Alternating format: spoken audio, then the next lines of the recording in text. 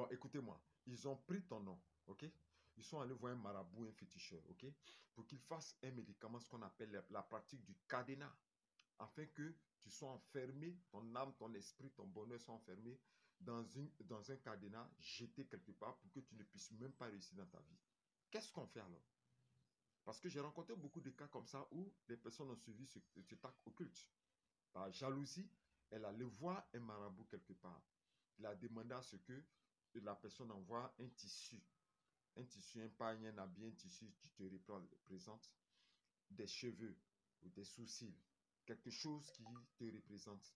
Et subtilement, la personne a pris ça. Elle allait voir un marabout, un charlatan, un occultiste, pour qu'il te mette, il met ta vie, il met ton avenir, il met ton bonheur dans un cadenas et qui ferme à tout jamais. Et quand c'est fermé, il n'y a plus, selon sur la terre ici, il n'y a plus de solution. OK? Donc, le marabout a fait, il a attaché, il a mis le courrier, il a attaché avec les fils, il a pris le cadenas, il a fermé, il allait jeter dans un lieu secret. Maintenant, qu'est-ce qu'on fait? C'est la question que moi je me pose aujourd'hui. Qu'est-ce qu'on fait? Es-tu condamné pour toute ta vie? Y a-t-il une solution, mais il n'y a pas de solution? C'est à cette question qu'on va répondre. Vous savez, ce matin, j'ai réfléchi à ça dans ma prière pour demander au Seigneur, mais ce genre de situation fait comment? Parce qu'il y a une sœur que je connais bien qui s'appelle Martine. Martine a vécu ça. C'est une fille qui est venue à un programme d'évangélisation en plein air avec un état déplorable, avec de la souffrance. Elle pleurait, elle criait, elle dit, prophète, prophète, Dieu souffre trop dans ma vie. Elle souffrait, tous ses habits sont délavés. Elle approchait même au suicide. OK? Et quand elle est venue, la révélation qui a été donnée durant les prières, c'est le point que Dieu a donné des prières, casser les cadenas. Et quand on a commencé à prier contre les cadenas, elle s'est retrouvée à terre, en train de s'agiter. Aidez-moi, aidez-moi pour que je sorte du cadenas, aidez-moi pour que je sorte du cadenas. Ce n'est pas elle-même qui parlait, mais c'est son âme qui était prisonnée dans un cadenas qui criait. Maintenant, qu'est-ce qu'on fait? Puisque le cadenas a été jeté dans un lieu secret, on ne sait pas où la personne a mis ça. OK? Il peut prendre le cadenas, il crée un trou, il l'enterre, c'est-à-dire il enterre ça dans le trou et puis il ferme. C'est lui seul sur cette planète-là qui sait où il allait enterrer ce cadenas. D'aucuns disent la solution, c'est de le retrouver et de l'ouvrir. Il y a des témoignages qui nous ont fait savoir qu'il y a des personnes qui sont tombées sur le cadenas occulte, qui ont été faits, mais mal cachés quelque part par une grand-mère tante quelque part dans leur village, dans une case, ils ont retrouvé, qu'elles ont ouvert le monsieur, toutes les portes se sont ouvertes.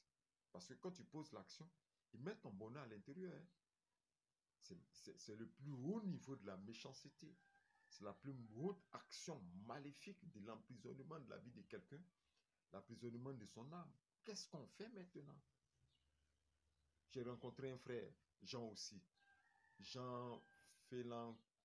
Bon, je cache son nom. Je ne vais pas dire tout son nom. Mais j'ai retrouvé un frère Jean. Jean qui vient du nord de la Côte d'Ivoire. C'est un Séroufo. OK? Qui lui aussi, il avait eu un concours.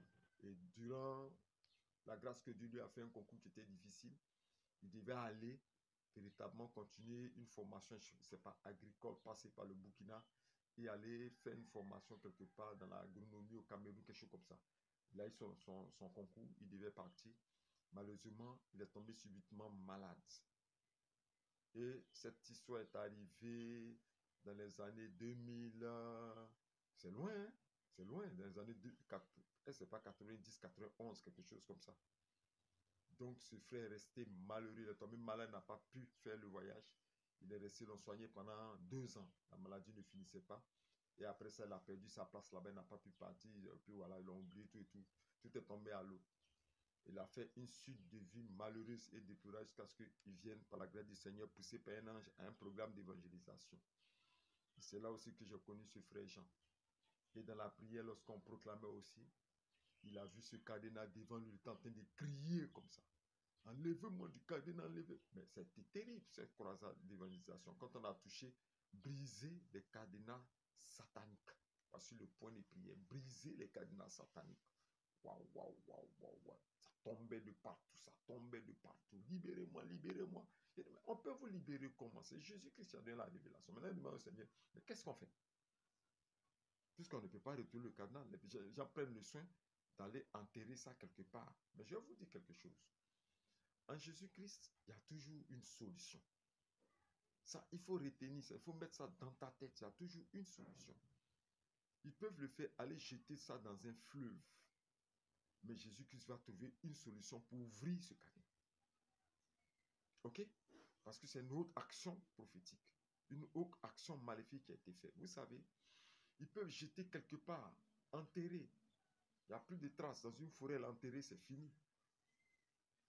Il allait mettre ça sur une montagne quelque part, là-bas, c'est fini. Il a enterré ça dans une grotte, c'est fini. Il y a des endroits où il a enterré ça dans un tombeau, c'est fini. Parce qu'ils vont aussi enterrer dans les cimetières là, mais c'est la totale. Même. Si quelqu'un veut te faire du mal, qu'il a pris cette action, c'est ce qu'on appelle le las, c'est-à-dire la totale même.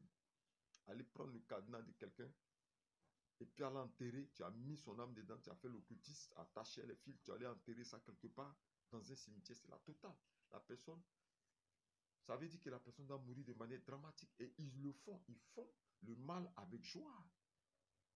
C'est là que je vais te libérer aujourd'hui pour te dire, la Bible dit que c'est pour la liberté que Christ nous a affranchis.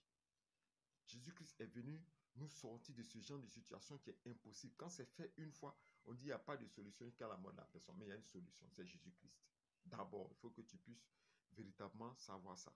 Te mettre dans la tête qu'avec Jésus-Christ, rien n'est impossible. Il y a toujours une solution.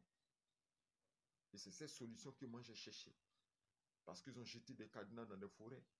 Attends, une grande forêt, ils ont jeté un cadenas, mais il y a longtemps, c'est fini ça.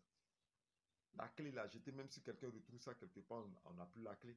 Qui va s'occuper de ça? Même s'ils ont nettoyé par chance, comme ils le disent, les machines sont venues nettoyer la forêt, tout, parce que le coin s'est développé, que quelqu'un voit ce cadenas-là, il va le jeter ou bien va...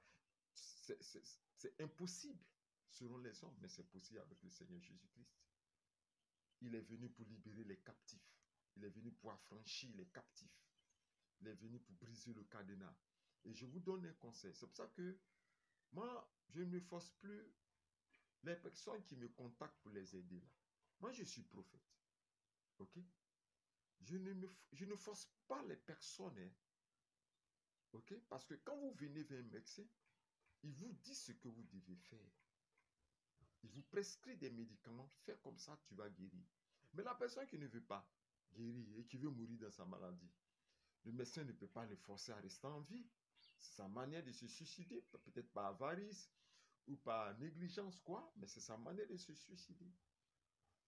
C'est pour ça que je ne force pas quelqu'un, quoi, voilà. Nous avons été consacrés pour ces genres de situations impossibles. Ce qu'on appelle le haut sacré. Ok? Le haut sacré, les choses qu'on dit mystérieux et impossibles. C'est-à-dire le haut niveau du mal dans l'occultisme, la sorcellerie. C'est là que nous avons été consacrés pour anéantir et détruire cela, pour trouver une solution. Et ce matin, le Seigneur m'a donné une solution concernant le cadenas. Aïe, aïe, aïe, aïe, aïe, il faut dire avec moi solution. Je me suis réveillé avec ça. Je me suis réveillé avec ça. Parce que d'habitude, je priais et puis j'attaquais le cadenas par des prières stratégiques. Mais maintenant, il me donne une action prophétique. Toi, tu m'écoutes. Tu vas acheter un nouveau cadenas. Peut-être tu peux être concerné par ça. Un nouveau cadenas, il n'est pas d'un ancien, un nouveau cadenas avec les clés. Ok? On va faire ce qu'on appelle un contre-cadenas. Répète avec moi. Contre-cadenas. Il y a des prières stratégiques qu'on va faire sur ce cadenas, à l'ouverture comme à la fermeture. Afin que si ta vie a été capturée, a été mise dans un cadenas mystique, si tu as été emprisonné quelque part, ok? Au moment où on va faire les prières, au moment où on va poser l'action ici, le cadenas va s'ouvrir dans le monde spirituel, sous l'eau, ou l'endroit secret où il a été mis. Contacte-moi WhatsApp. Je ne donne pas ce secret à tout le monde. Je ne donne pas ce secret à tout le monde pour que les gens puissent prendre ça, pour gruger des innocents, pour faire des spectacles dans les églises et pour pouvoir s'enrichir. Je ne donne pas ça. Contacte-moi. Achète ton cadenas. Achète ton cadenas. Achète ton cadenas. Contacte-moi WhatsApp. Je vais te donner la solution et ta vie va s'ouvrir. Et plus encore, ta vie va aller loin devant. Dieu te bénisse.